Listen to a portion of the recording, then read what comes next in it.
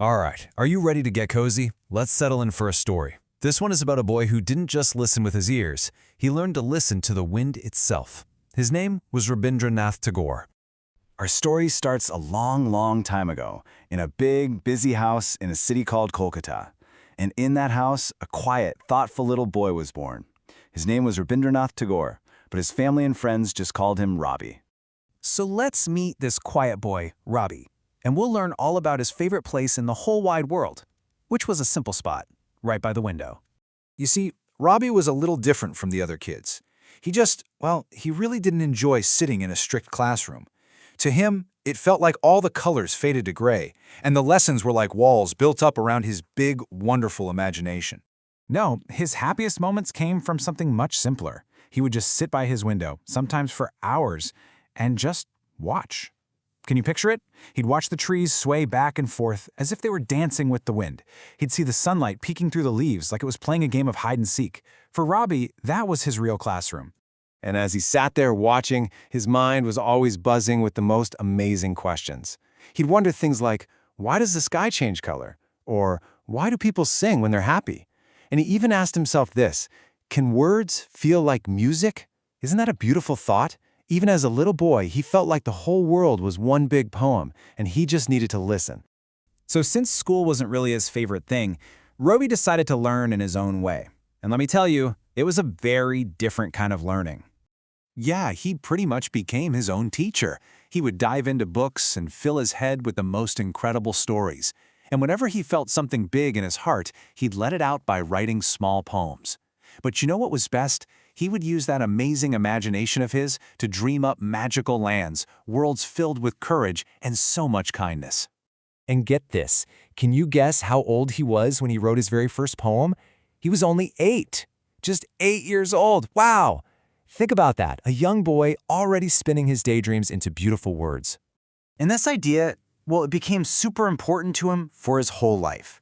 Rabi truly believed that learning shouldn't feel like a boring chore. Nope, he thought it should feel like sunshine, warm and happy, and something that helps you grow.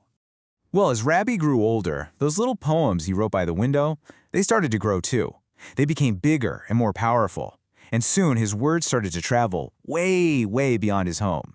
One day, he wrote a whole collection of poems. He called it Gitanjali, and it was just filled with all those simple, deep thoughts he'd always had. Thoughts about nature, about love, and that feeling of wonder when you look at the world. His words traveled so far and touched so many people that something incredible happened. In the year 1913, he won one of the biggest, most important awards in the whole world for his poetry, the Nobel Prize. And you know what's really amazing? He was the very first person from all of Asia to ever win it. But even with this huge prize and everyone telling him how wonderful he was, Rabi stayed the same quiet, thoughtful person.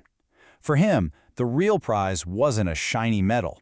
He always said the true prize was knowing his words could reach out and touch someone's heart.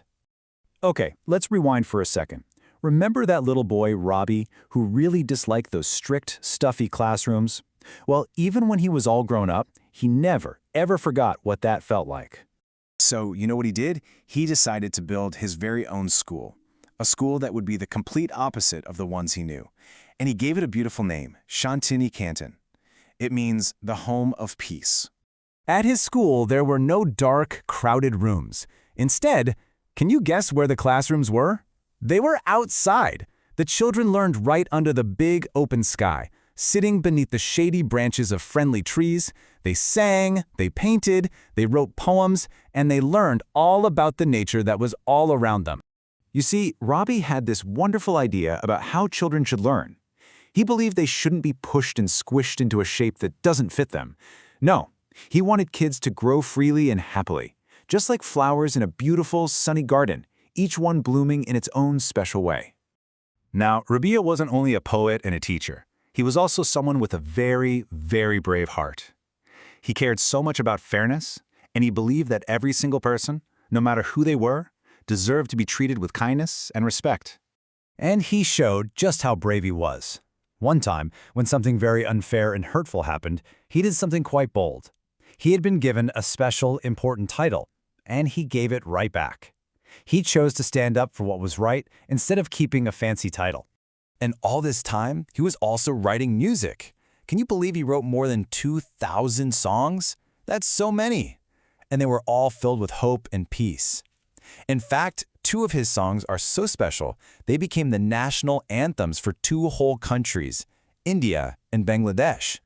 And now, as our story of Rabi comes to a quiet end, let's do what he loved to do. Let's take a little moment to think. This part is just for you, as you get ready to dream. Rabi's life is like a story with so many beautiful lessons for us. It teaches us to notice the magic in the little things, like a leaf dancing in the wind. It reminds us that it's okay to learn in our own joyful way. It shows us how to speak up for what's right, gently, but with a strong heart. And it tells us to always let our own wonderful ideas bloom. And here's one last little thought to carry with you into your dreams. Rabi showed the world that you don't have to be loud to be strong. Sometimes it's the quietest thought, the gentlest word, the softest poem that travels the farthest and makes the biggest difference of all. So now, as you lie here ready for sleep, go ahead and close your eyes. Just listen to the quiet of the night. Can you hear the wind?